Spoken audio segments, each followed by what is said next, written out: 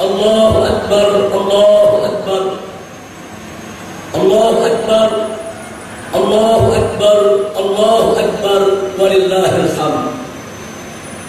Alhamdulillahil jabbaril qahhar, alhamdulillahil ghaffaris sattar, wassalatu wassalamu ala nabiyyil mukhtar wa ala alihi al-athhar wa ashabihi al-akhyar wa man tabi'ahum bi ihsanin ila yaumil mahsyar. Ashhadu an la ilaha illallah wahdahu la syarika lah wa ashhadu anna sayyidana Muhammadan abduhu wa rasuluhu la nabiyya ba'dah. Allahumma salli wa sallim wa barik ala sayyidina wa habibina wa syafi'ina wa maulana nabiyyina Muhammadin wa ala alihi al-tahirin at-tayyibin wa ashabihi al-ghurri al-mayamin wa man tabi'ahum bi ihsanin ila yaumiddin. Ibadallah, usikum jami'an wa nafsi bittaqwallah wa bi ta'ati Rasulillah sallallahu alaihi wasallam.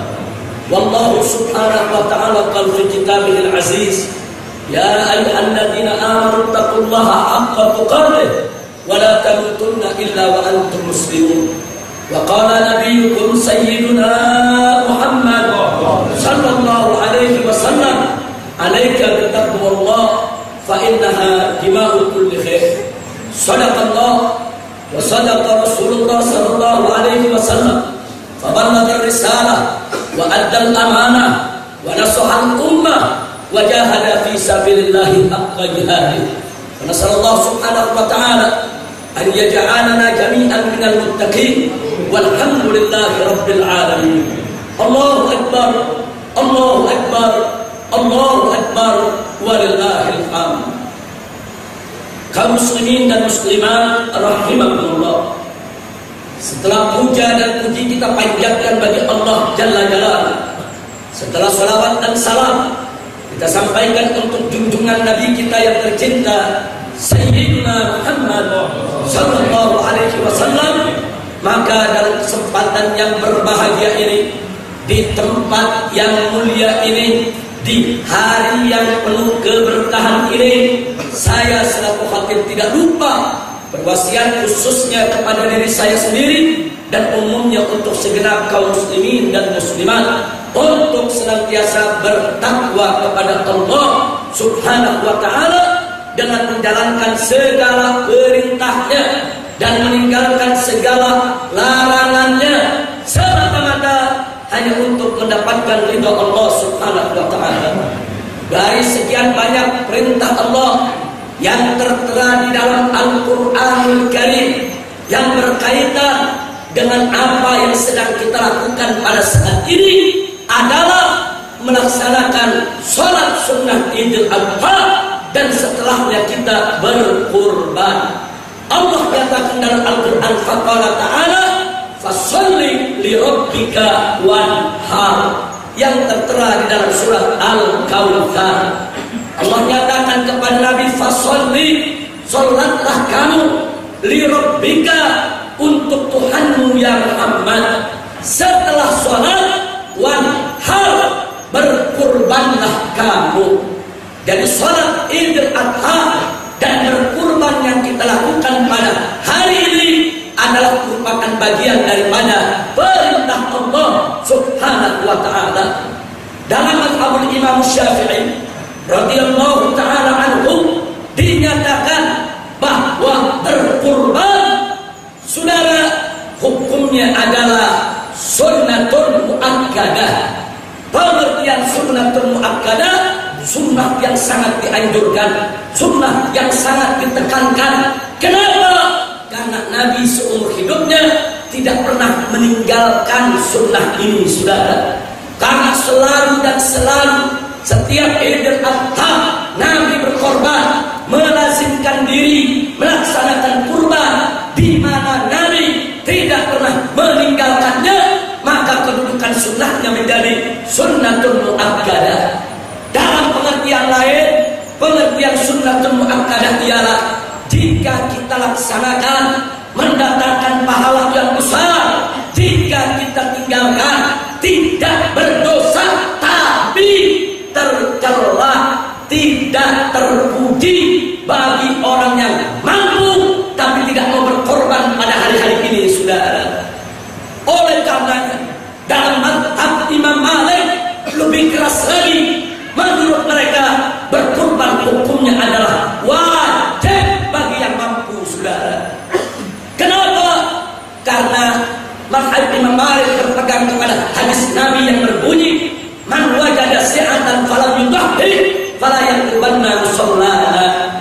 Di mana dikatakan, saudara, oleh Nabi, barang siapa yang mendapatkan keluasan rezeki, kemampuan untuk berkurban, falam yudahhi, tapi dia tidak mau berkurban, fala yaqubanna musallana, maka jangan dia dekat-dekat dengan tempat sholat kami umat Islam.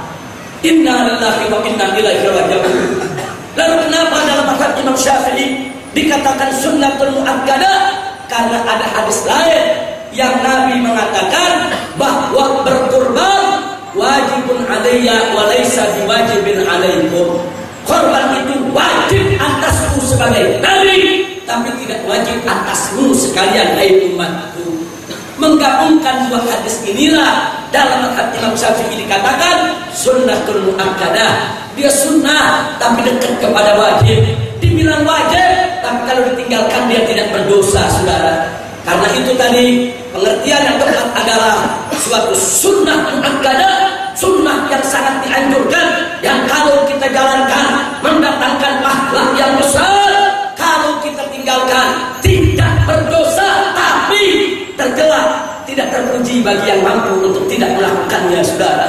Maka itu saya himbau melalui mimbar ini, saudara, yuk mari siapa yang punya kemampuan, saudara, untuk berkurban walaupun hanya seekor kambing kecil, yang penting memenuhi persyaratan. Tidak mesti sapi yang besar, tidak mesti kambing yang mahal, yang penting memenuhi syarat walaupun harganya murah. Berkurbanlah karena ini merupakan syiar min sya'airillah. Ini merupakan salah satu syiar Allah yang dianjurkan untuk kita mengagungkannya, saudara. Dan ingat, kenapa kita tekankan yang penting bukan sapinya yang besar, bukan kambingnya yang mahal, tapi yang penting adalah keikhlasan kita kepada Allah. Dalam suratul Hajj Allah menyatakan, faqala ta'ala lan yanalallaha luhumuha wala dima'uha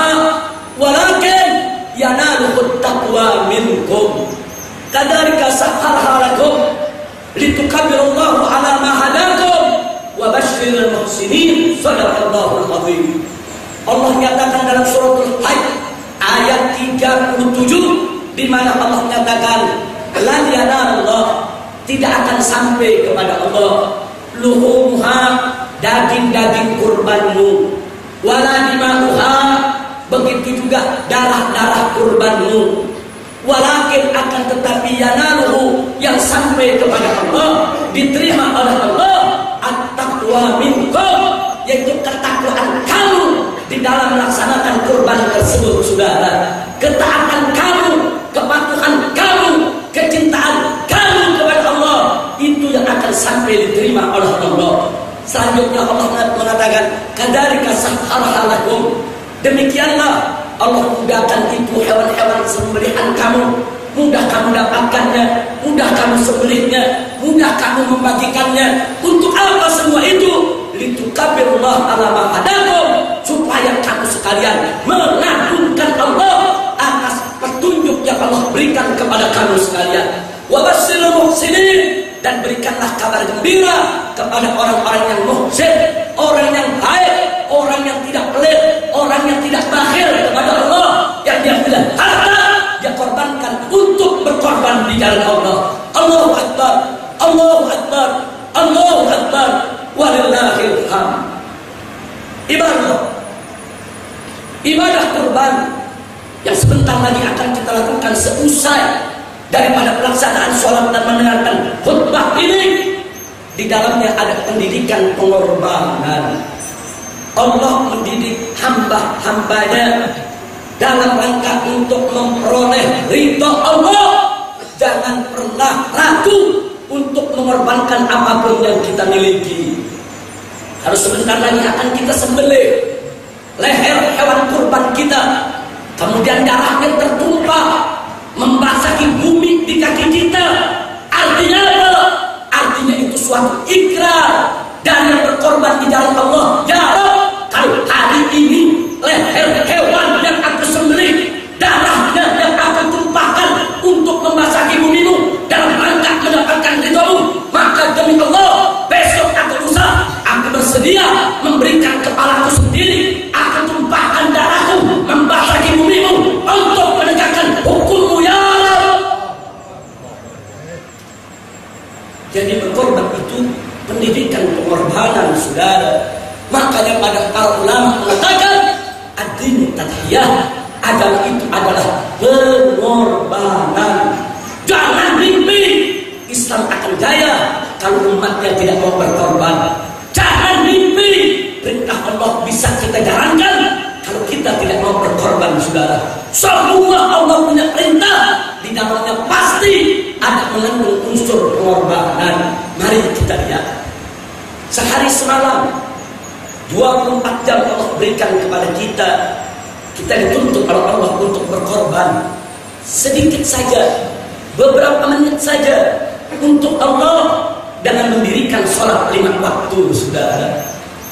Kalau kita tidak mau berkorban waktu untuk Allah, mustahil kita bisa menegakkan sholat 5 waktu. Orang yang bisa menegakkan sholat 5 waktu adalah orang yang ridha, yang rela untuk mengorbankan waktunya untuk Allah Subhanahu wa ta'ala. Tapi orang yang pelit, orang yang bakhil, orang yang durjana, yang tidak mengorbankan waktunya untuk Allah, akan sholatnya untuk menegakkan sholat 5 waktu, saudara. Sholat 5 waktu tidak bisa dijalankan kecuali dengan pengorbanan. Selanjutnya, saudara, Allah berikan kita harta yang berlimpah, harta yang bisa kita nikmati setiap hari. Siapapun, saudara, dari umat manusia apapun pekerjaannya, pada prinsipnya nafkah yang mereka dapat, harta yang mereka dapat, itu semua adalah pemberian Allah, amanat Allah untuk dikelola dengan baik. Selanjutnya, atas karunia Allah yang begitu berlimpah, Allah tuntut untuk kita sedikit berkorban. Dari sekian banyak harta yang kita miliki, Allah hanya minta 2,5%, saudara. Allah tidak minta 50%, Allah tidak minta 70%, Allah tidak minta 30%, Allah minta 2,5%. Korbankan di jalan Allah. Mereka yang tidak punya semangat berkorban, jangan mimpi akan mampu untuk menunaikan ibadah zakat. Ibadah zakat hanya bisa dilakukan oleh orang-orang yang siap berkorban harta di jalan Allah. Ya, zakat ada ibadah pengorbanan. Kemudian mari kita lihat, saudara, sepanjang hari Allah berikan kita nikmat sehat wal afiat, nikmat energi, nikmat tenaga. 1 tahun selama 12 bulan Allah bebaskan kita untuk menggunakannya, asal jangan langgar hukumnya, saudara. Tapi sepanjang setahun itu Allah minta kita berkorban selama 1 bulan untuk berpuasa mencari ridha Allah. 1 bulan itu pun setiap hari tidak 24 jam kita puasa, hanya berpuasa dari mulai fajar, dari mulai subuh sampai maghrib, saudara. Kita berpuasa tidak disuruh berlapar-laparan, karenanya kita dianjurkan untuk sahur sebelum masuk waktu subuh, saudara, supaya kita tetap bertenaga di siang hari bulan Ramadan. Sedikit Allah tuntut tenaga kita untuk dikorbankan, itu pun untuk memperoleh kesehatan. Sumu tasihu, puasalah kamu, niscaya pasti kamu akan sehat, kata Nabi, saudara. Bagi mereka yang tidak mau untuk mengorbankan tenaganya, energinya untuk berpuasa di bulan Ramadan, jangan mimpi dia akan mampu berpuasa di bulan Ramadan, saudara. Seberat apapun tantangan di bulan Ramadan, sepanas apapun cuaca di bulan Ramadan, kalau kita punya semangat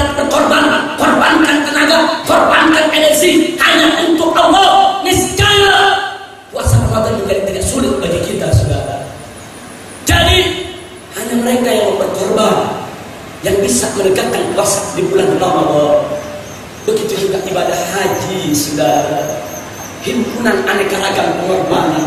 Dia korbankan hartanya, dia korbankan waktunya, dia korbankan tenaganya, bahkan dia sudah siap untuk mengorbankan nyawanya, saudara.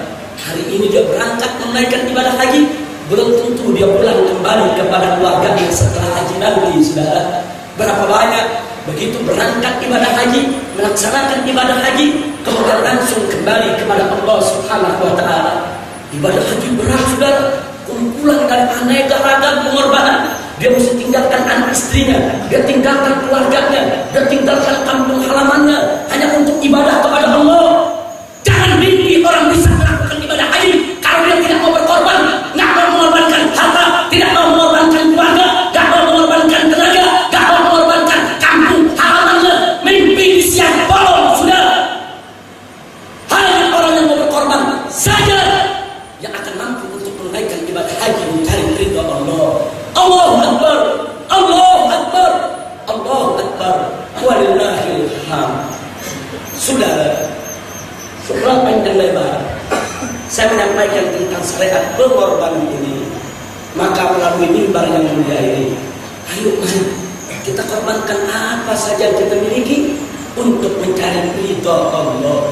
Hidup di dunia sementara, besok atau lusa kita akan kembali kepada Allah. Allah Subhanahu wa Ta'ala akan meminta pertanggungjawaban kita terhadap semua nikmat yang Allah berikan kepada kita. Allah akan tanyakan tentang sholat kita, puasa kita, zakat kita, ibadah kita. Lalu bagaimana cara kita memelihara diri, menjaga diri dari segala kemungkaran dan kemaksiatan. Wallah, demi Allah, nanti setiap orang di antara kita akan ditanya satu persatu, saudara. Makanya Allah katakan dalam Al-Quran, "Tsumma latus'alunna yawma idzin 'anil na'im." Dan sungguh kata Allah, pasti latus'alunna, setiap orang di antara kamu pasti akan ditanya 'anil na'im, tentang apa nikmat-nikmat yang Allah berikan, untuk apa mereka gunakan, saudara. Pasti Allah akan tanya. Maka itu siapkan dari sekarang. Jangan ada satu rupiah pun harta kita masuk ke tempat yang haram. Allah akan tanya, saudara. Maka itu Sayyidina Abdullah bin Abbas radhiyallahu ta'ala anhuma ketika ditanya siapa itu yang dimaksud orang yang boros, apakah orang yang menginfakkan hartanya begitu banyak? Apa jawab beliau?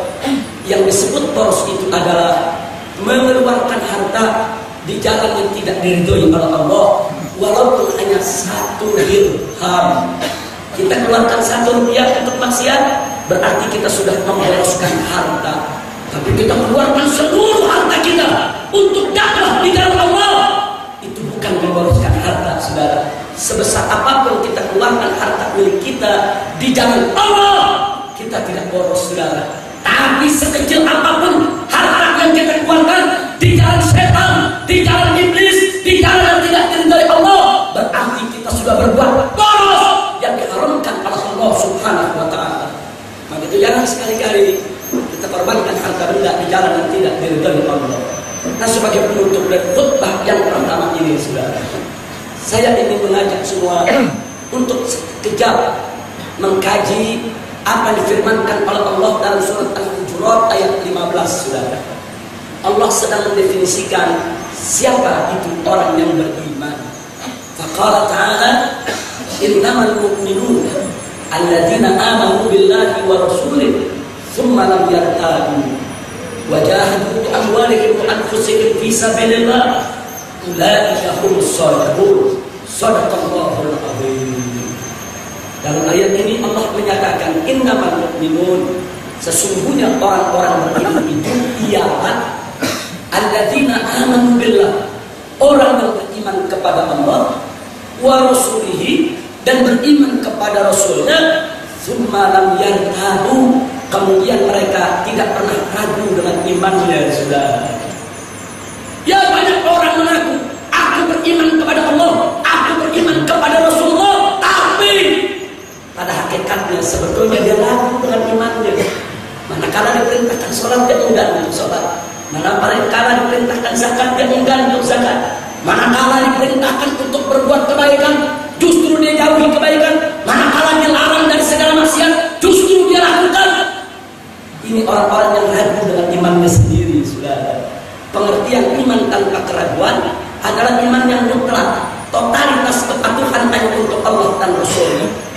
Apa saja yang Allah dan Rasulnya perintah, dia kerjakan. Apa saja yang Allah dan Rasulnya larang, dia tinggalkan, saudara. Tanpa pamrih, tanpa banyak komentar, tanpa sedikit pun ada keberatan. Apa saja yang Allah perintahkan, dia kerjakan. Apa saja yang dilarang oleh Allah, dia tinggalkan.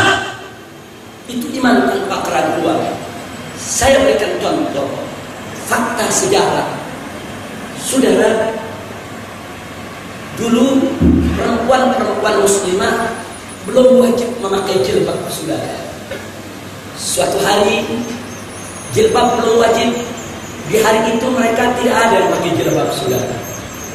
Di malam harinya turun perintah Allah kepada Nabi untuk Nabi sampaikan kepada perempuan-perempuan beriman, an-yudnina 'alaihinna min jalabibihim, agar mereka itu memakai pakaian jilbabnya, pakaian yang menutup auratnya.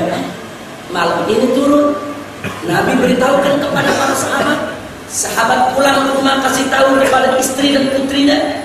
Besok pagi begitu keluar sholat subuh, tidak ada satupun perempuan di Madinah yang tidak berjilbab, saudara. Hari ini jilbab belum wajib, mereka tidak berjilbab. Malam ayat Quran turun, jilbab diwajibkan. Besok paginya tidak ada satu perempuan beriman pun yang tidak berjilbab, saudara.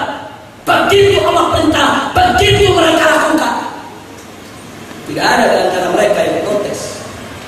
Ya Rasulullah, kenapa mendadak?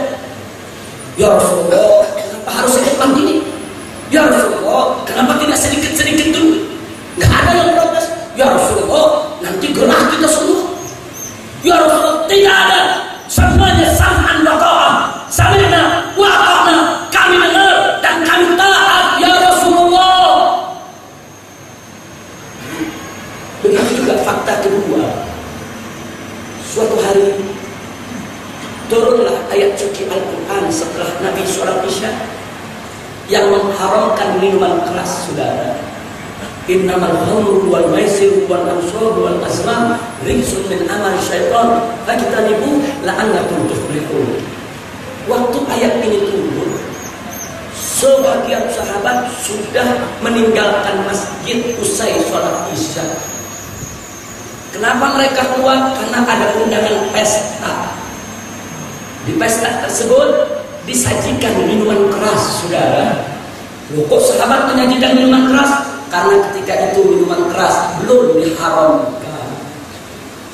Begitu mereka pesta, saudara, minuman keras setelah sholat Isya tadi, ada beberapa sahabat yang mendengar langsung dari Nabi, mulai malam ini minuman keras diharamkan sampai hari kiamat.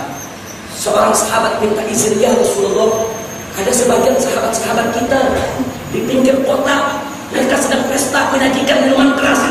Izinkan untuk aku kabarkan kepada mereka berita ini. Nabi izinkan, berangkatlah sahabat ini berlari. Yuk kejar, jangan sampai teman-temannya bermabuk-mabukan malam ini, saudara. Karena sudah turun ayat Quran, haram menegak minuman keras. Begitu sampai di sana, dari kejauhan dia seru, ayuhan nas, kawan-kawanku, masyarakat, tunggu, jangan kau teruskan dulu pesta ini. Aku punya kabar penting, punya berita penting. Sedang pesta kaget, saudara. Mereka berhenti dari pestanya. Mereka tercengang kaget, deg-degan hati mereka, takut ada berita tidak bagus, saudara. Mereka tanya, kau bawa berita apa? Apakah Nabi sakit? Yang bawa berita mengatakan, tidak. Innahu fi khairin afiyah. Nabi sehat walafiat. Apakah ada berita pasukan kita kalah perang di medan tempur sana? Disampaikan, tidak. Tidak ada berita semacam itu.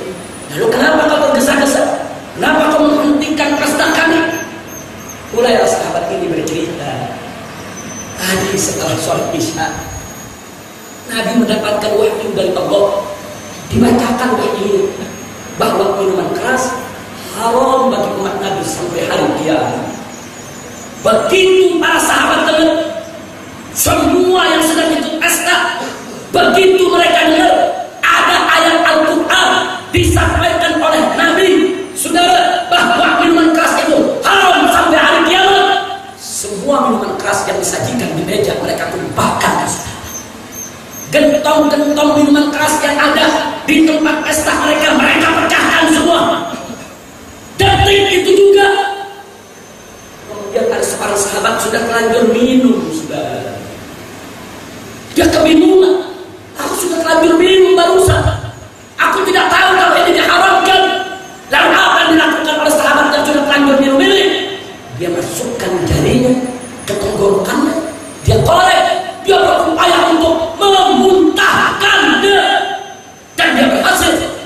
sehingga dia muntah, dia keluarkan isi perutnya sudah.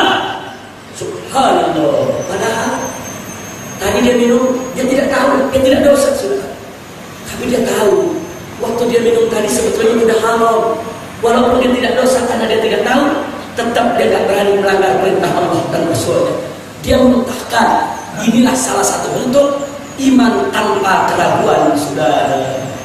Jadi iman tanpa keraguan itu, kalau Allah suruh sholat, ya sholat. Kalau Allah suruh puasa, ya puasa.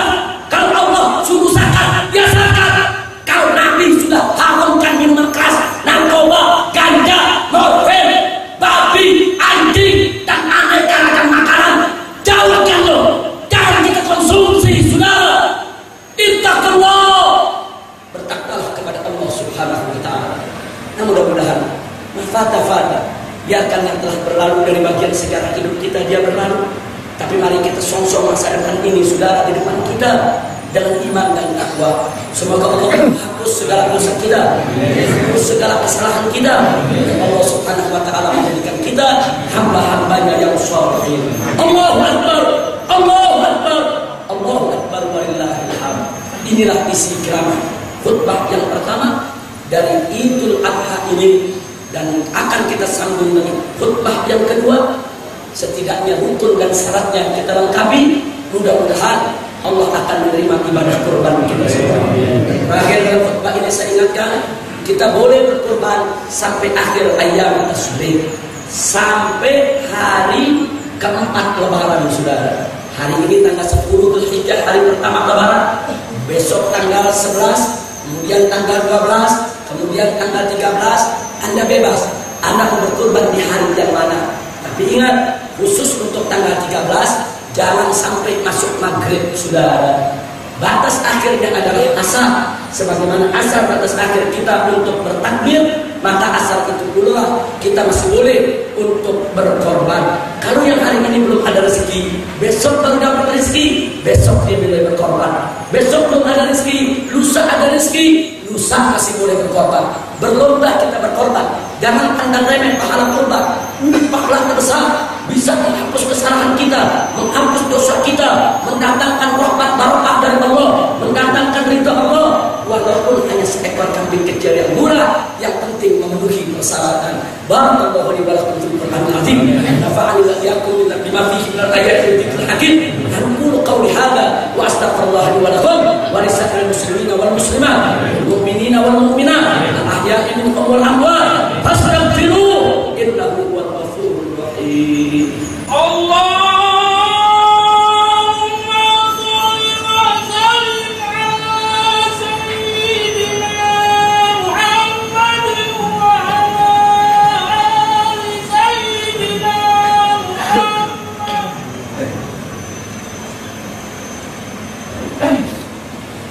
Allahu Akbar, Allahu Akbar, Allahu Akbar, Allahu Akbar, Allahu Akbar, Allahu Akbar, Allahu Akbar, walillahil hamd. Allahu Akbar kabira, walhamdulillahi katsira, wa subhanallahi bukratan wa asila. Sallallahu ala sayyidina Muhammadin ala alihi wa sahbihi wa sallama tasliman katsira. La ilaha illallah wa la na'budu illa iyyah mukhlishina lahu-d-din walau karihal kafirun walau karihal musyrikun walau karihal munafiqun. La ilaha illallah wahdahu sadaqa wa'dah wa nasara 'abdah wa 'azza jundahu wa hazama al-ahzaba wahdahu. La ilaha illallah wallahu akbar, Allahu akbar, walillahil hamd. Ibadallah, ma'asyiral muslimin wal muslimat rahimakumullah, usikum jami'an wa nafsi bi taqwallah wa bi ta'ati Rasulillah sallallahu alaihi wasallam wa kunu ma'as sadiqin. Wallahu subhanahu wa ta'ala qala fi kitabihil aziz, ya ayyuhalladzina amanu taqullaha wa kunu ma'as sadiqin. Ibadallah, hayya bina nakum bitahiyya fi hadhihi al-ayyam al-ayyam at-tayyibatil mubarakah.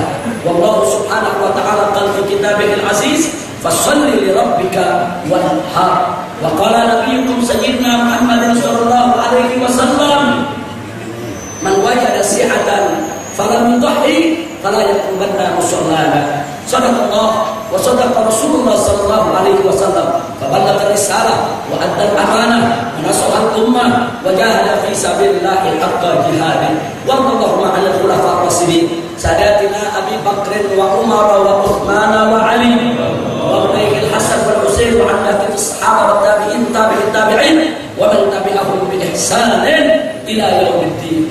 اللهم اغفر للمؤمنين والمؤمنات والمسلمين والمسلمات الأحياء منهم والأموات.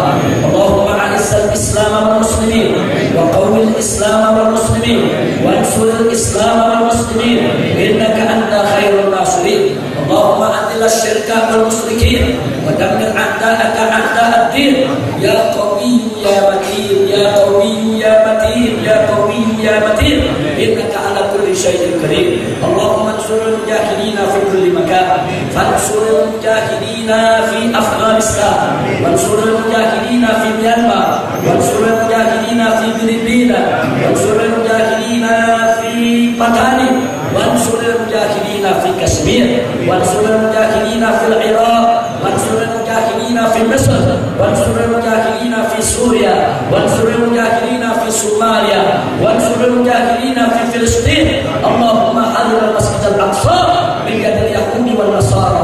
اللهم طهر المسجد الأقصى من رجس اليهود والنصارى. اللهم رجع المسجد الأقصى إلى أيدي المسلمين. اللهم بارك لأندونيسيا اللهم بارك لأندونيسيا اللهم بارك لأندونيسيا فبارك لعلمائها وأمرائها ورعياتها من المسلمين والمسلمات والمؤمنين والمؤمنات واجعل بلادنا هذه بلادا إسلامية طيبة مباركة برحمتك يا أرحم الراحمين. ربنا آتنا في الدنيا حسنة وفي الآخرة حسنة وقنا عذاب النار وقنا عذاب النار وقنا عذاب النار.